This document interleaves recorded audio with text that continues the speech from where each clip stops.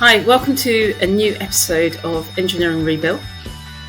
Do you think you know a lot about construction? Maybe we can provide a fresh perspective. This is a podcast where we rebuild preconceptions of engineering, Reclaim the narrative, and share the voices of women from across the construction industry. Why not join us? Let's get started.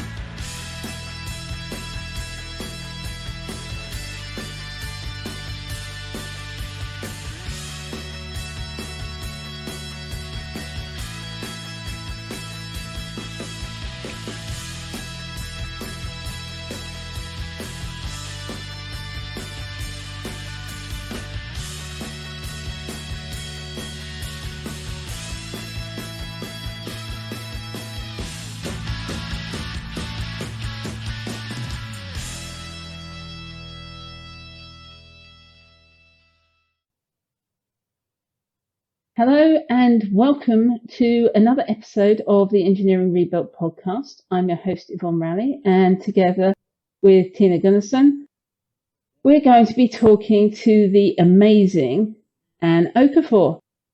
Anne, why don't you tell us something about your career and some of the highlights and challenges that you faced to date? Hi everyone, thank you for having me. Thank you, ladies. So I started. I'm fairly new to the construction industry. I guess I've just been in the industry for about 7 years now. I transitioned over from hospitality retail industry, and I started studying 7 years ago. I decided that I didn't want to do hospitality and retail anymore, and changed over. Decided to go back to uni, it was college at that point. I started at college. And decided to go back to study, and that's what I did. I took an interview about 4 hours away from my house, and didn't tell anyone that I was going for this because I thought it was a little bit mad. I wasn't very good at maths at the time. I didn't have much belief in what I was doing, and I thought it was a little bit of a crazy idea. But I promised myself I was going to go back to education, so I thought I'm going to go and take the interview and see what happens.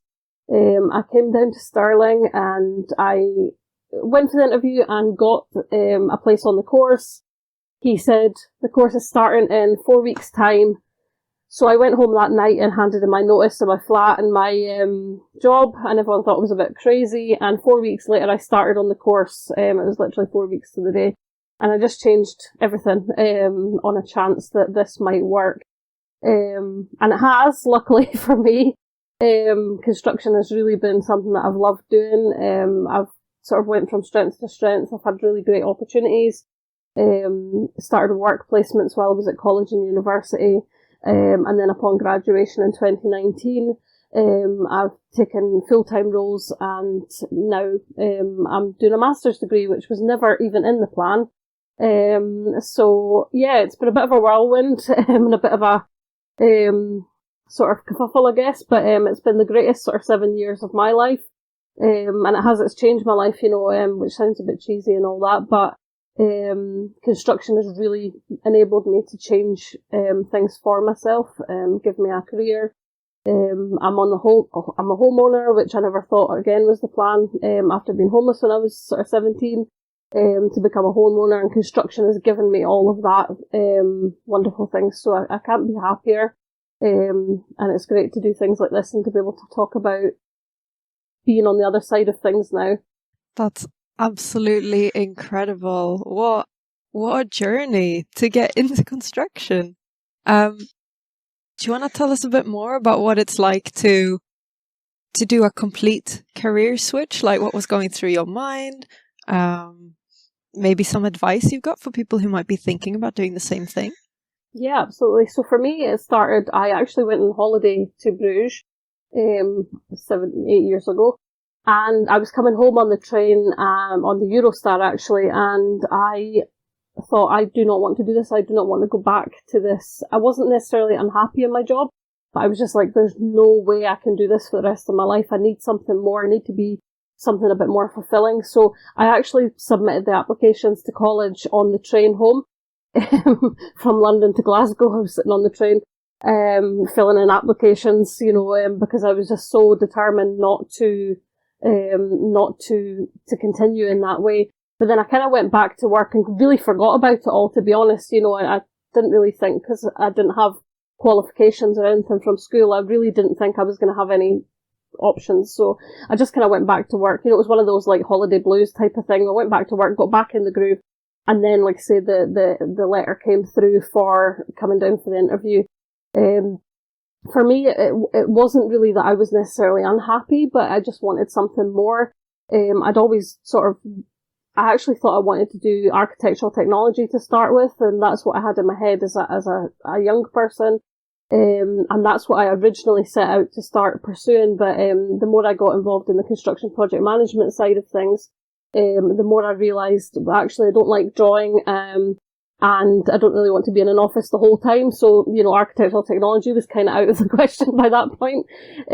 So I wanted to be more hands-on and more involved with being on site and with sort of a more practical kind of job. And I ended up, as you know, as a construction planner, which kind of allows me to do a bit of both. Allows me to get involved in site. It allows me to get a bit of variety, which I enjoy. I often say that managing a construction site is quite like throwing people out of a nightclub at like 2:00 in the morning. So there's a lot of transferable skills that are very similar.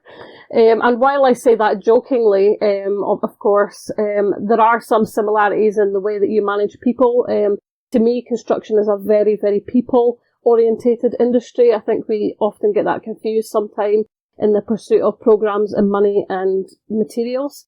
That's what we hear about, those are the headlines. But actually, what makes construction the fantastic industry that it is all the wonderful people doing all the wonderful things that we do, which don't get the headlines as much. But it's very much like that in hospitality. It's all about the people.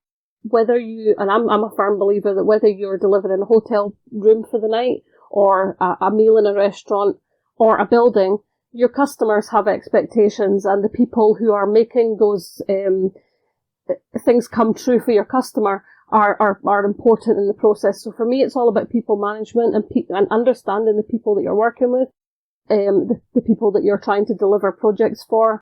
And, at a very simple level, it's about delivering customer expectations, client expectations, but having an understanding of the teamwork. Hospitality retail is very teamwork orientated. You're working together to deliver objectives that your customer expects from you, and at the very basic level, they're very, very similar. So what my advice to people who would like to change, and certainly if they want to come from construction to hospitality or vice versa, transferable skills. You already have the skills that you can use here. You might not have the technical knowledge, but you can learn that. The transferable skills, working in teams, understanding people, being able to talk to customers and understand what they want and what they need and how to deliver that, is skills that you already have that are really, really important in this industry, and probably we need more of. I think it's something that we don't have a great deal of currently, and I think it's something that we can work on. So your skills are absolutely wanted and needed here, and if you want to try construction, then I think it's a great thing to do. Yeah, it is. I took a traditionalist route into construction.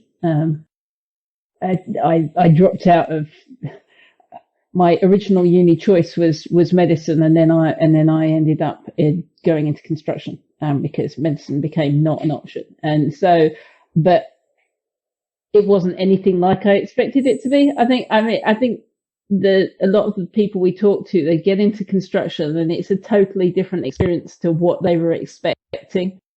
And whether you're in the design office or more on site, I think it's very, very a people environment. It's very, very, yeah. It's a people environment, and your people skills are core to projects being delivered. I remember being on a project where the project manager said to me, Yvonne, you need to go away and reassess how you're doing this, because you are the problem here. And it was me being too pushy. And yeah, absolutely, I was ambitious and I wanted the project to do really well and everything else. But I went away and had a look at myself and said, yeah, you know what, actually, I wouldn't work for me.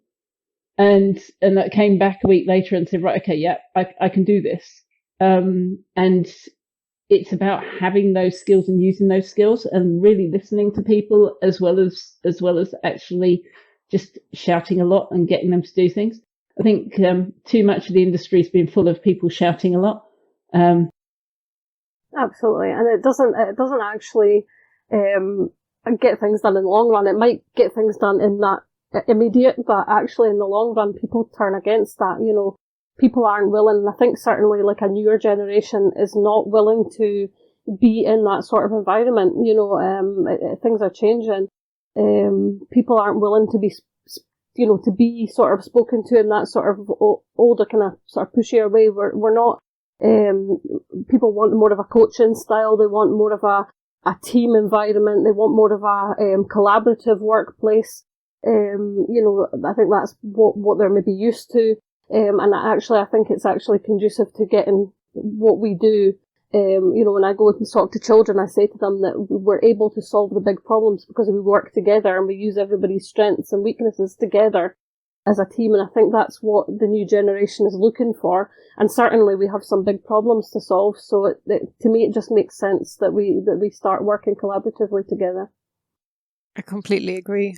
I think if you have people skills in construction, you can go a lot further than if you have great maths skills, which is such a myth that you don't realize until you join the industry, because you think you have to be good at maths, you think you have to be good at science to be in construction engineering, but just having a little bit of emotional intelligence just gets you really, really far. You mentioned a little bit of your STEM work there. Do you want to tell us more about what you do?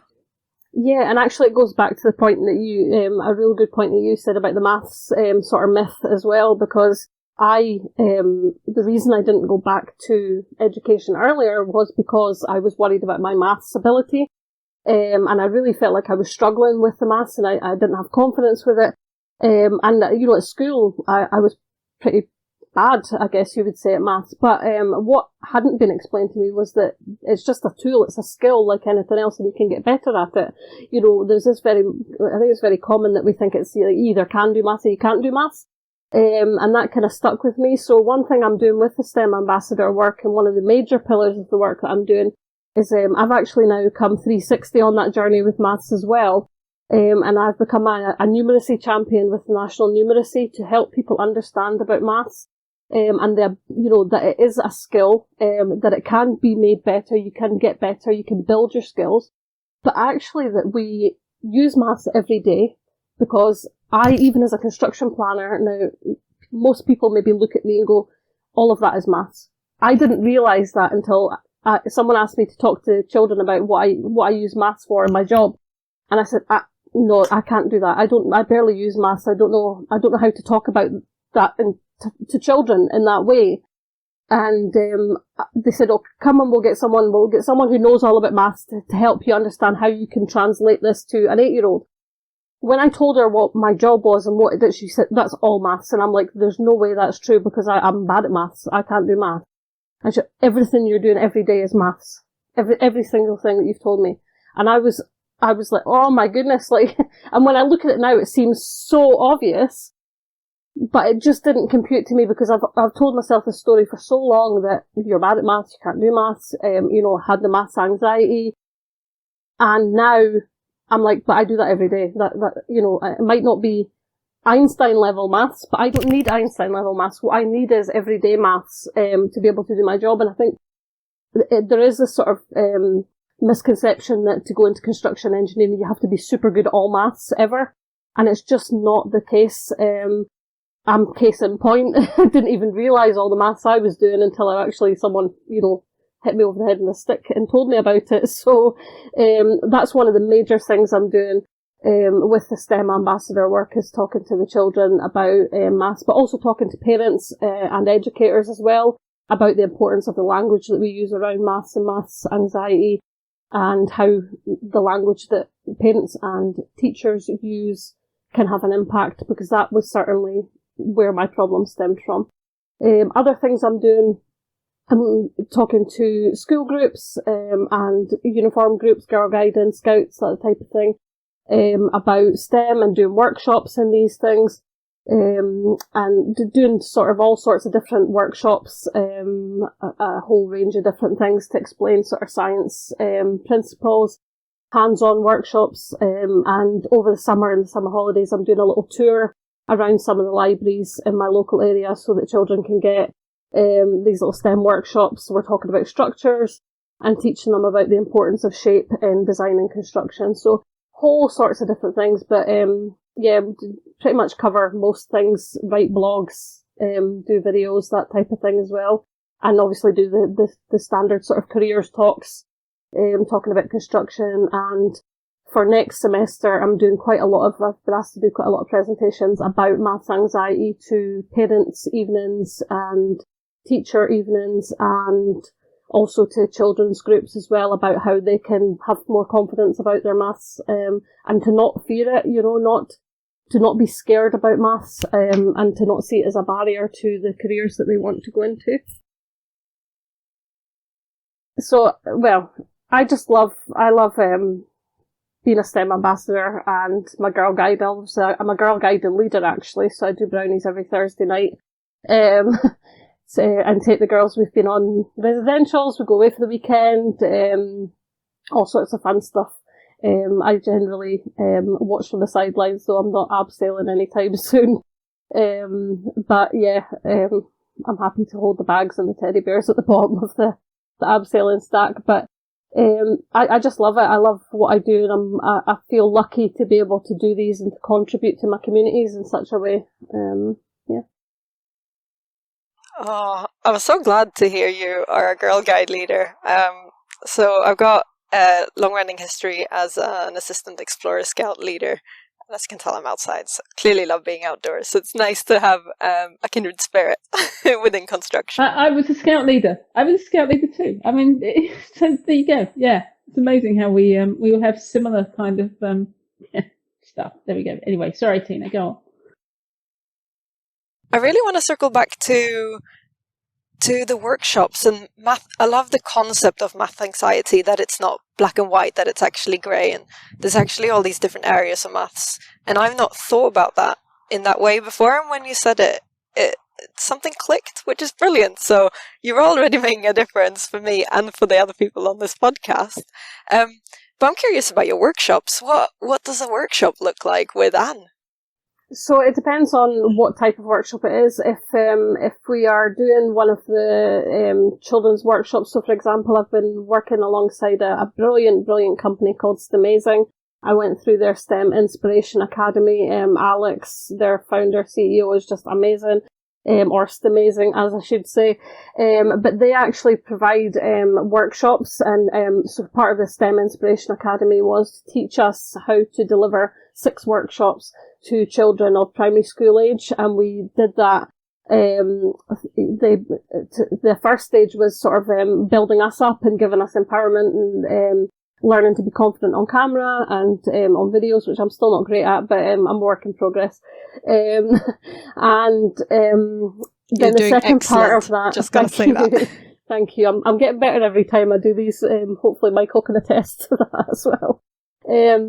But the second part of it was actually delivering. We got partnered with a primary school in the UK, and we delivered the 6 of the workshops that were. So we were trained to do the workshop, and then we were then teamed up with a primary school to deliver them. So I deliver those 6 workshops, but also there's a whole host of additional ones that we can get as part of being a member of STEMazing.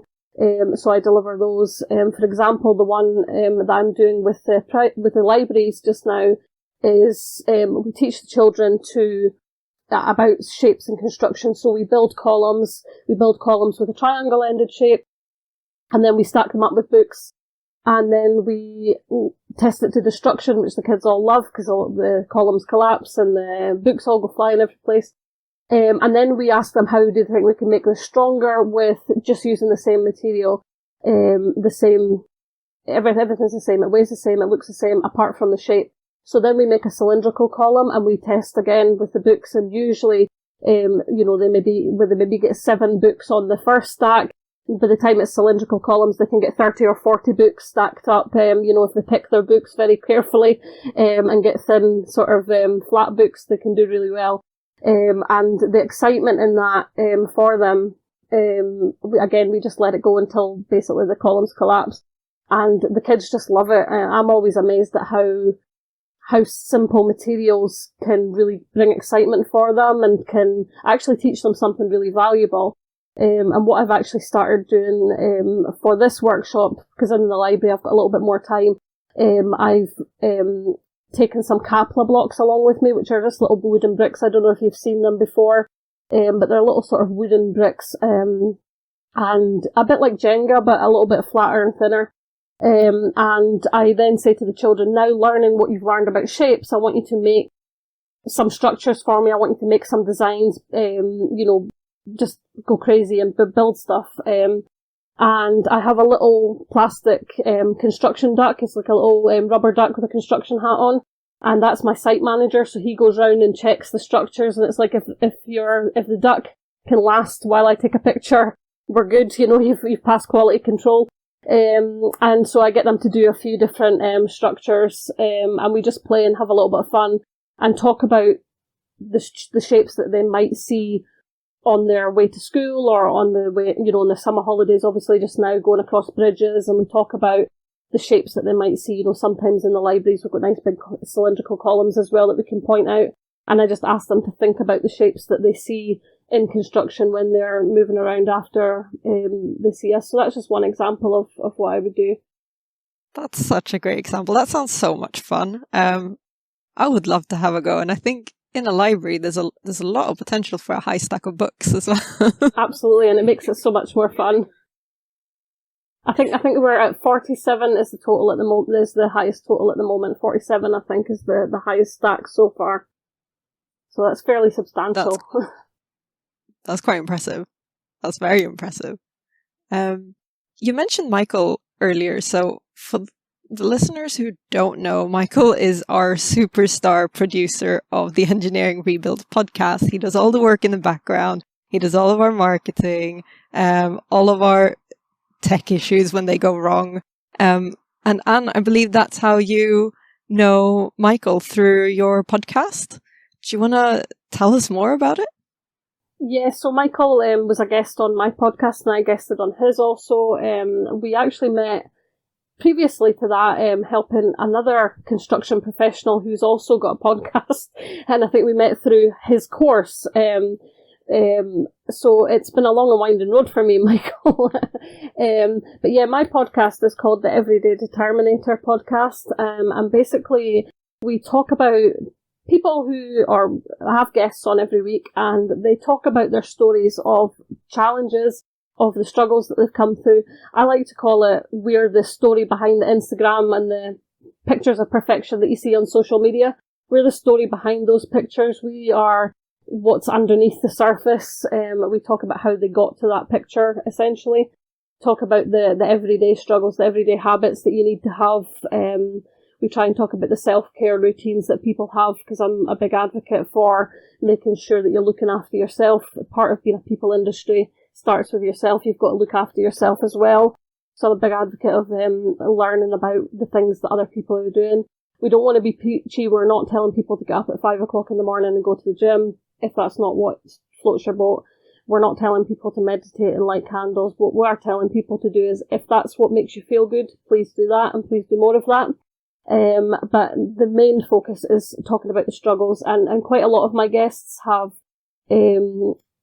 started out in one sort of life like me in the hospitality retail, and they've either faced a big struggle through choice or by fate, and then overcome that struggle, and it's how they sort of make the good stuff happen, what they do to make the good stuff happen.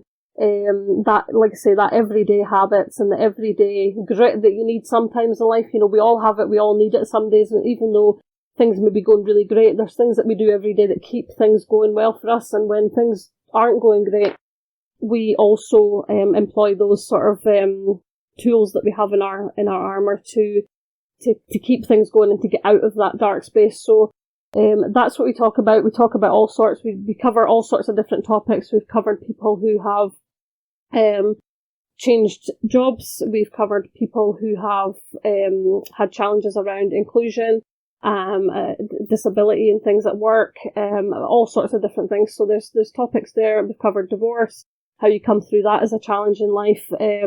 Some sort of off the cuff kind of topics like divorce, which don't get spoken about too much. And we also had a really great episode with a charity called Listen Well Scotland, talking about the listening skills that we need.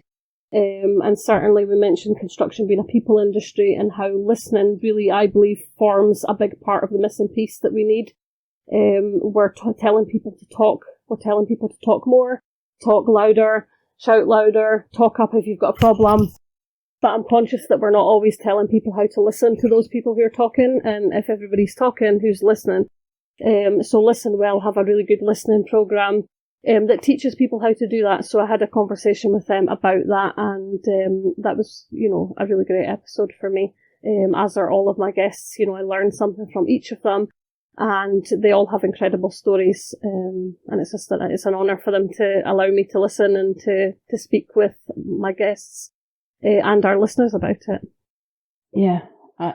I think, we said the same about this podcast. It's an honour to talk to such a diverse set of guests. We've had some amazing people, yourself included. There have been some really amazing stories that we've listened to, and some really, really resilient women out there who've fought back against all sorts of odds to get where they are now. But yeah, listening is a really interesting one. We've been listening to, we work with quite a lot of the mental health charities in the UK, and listening skills are really core to that. It's quite interesting to see how, yes, we've all been, as you said, been told to speak up, but that listening bit's now finally coming on stream, and you've got people being trained to listen by the major construction companies. And we've still got some distance to go with a lot of the subcontractors and supply chain, but these things are driven from the top in so many ways. So you've got to be vocal at the top to force the people below to start using those things. But it's benefit to everybody. I can't believe how fast time has flown. Let's get to the question that everybody loves. So we ask all our guests where you see the industry going in the next 5 years. So, Anne, where do you see the industry going in the next 5 years?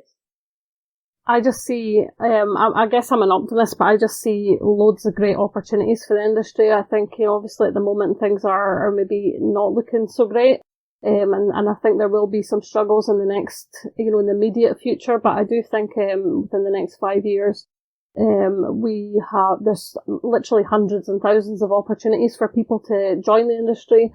We will have a lot of new people joining the industry. We will also have a lot of older people and more experienced people leaving the industry, which I think will bring challenges in terms of how we get people ready to take on, take on industry.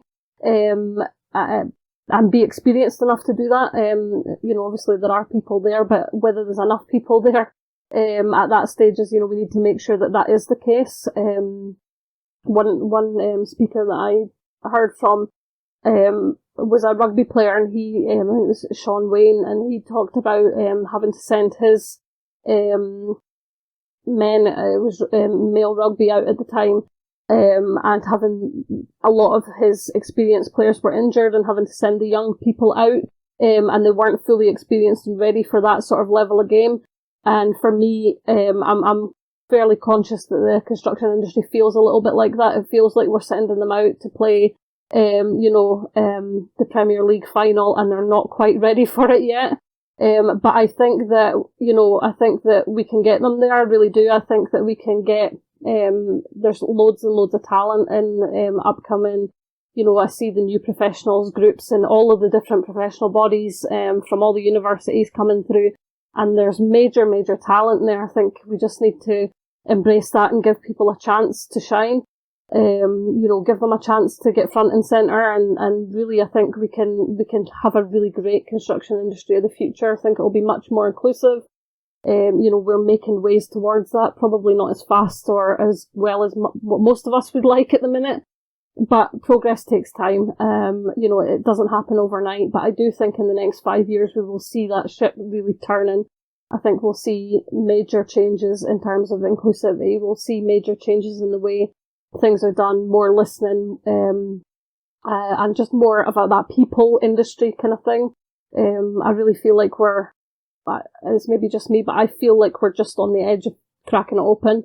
I really do. I feel like there's so many opportunities. I feel like there's so many opportunities with the big problems that we have to solve in terms of carbon, net zero, all these types of big problems that we're trying to solve just now gives rise to great opportunities for people. But I feel that the talent is absolutely there, and the opportunities are there. We just need to make sure the right people are in the right places, and it will continue to be a great place to work. I think those are some really, really, really optimistic and future-looking thoughts. And I can only hope that in 5 years' time, all of that will come true. So I think let's end on a positive note. And it's been an absolute pleasure to have you on the podcast and just hearing your journey. I guess your career change journey into construction. And getting some ideas of your inspiring STEM work. So I think for our listeners, this is a shout out to go check out Anne's Everyday Determinator podcast for some real stories behind the Instagram photo. And also shout out to our producer Micah Fisher's Leadership in Construction podcast if you want to listen to some more engineering stories. Thank you very much. Thank you for listening to this episode of Engineering Rebuilt. We hope you enjoyed being part of the conversation. Please join us next time to hear more diverse stories from people who are reclaiming their narrative to rebuild engineering.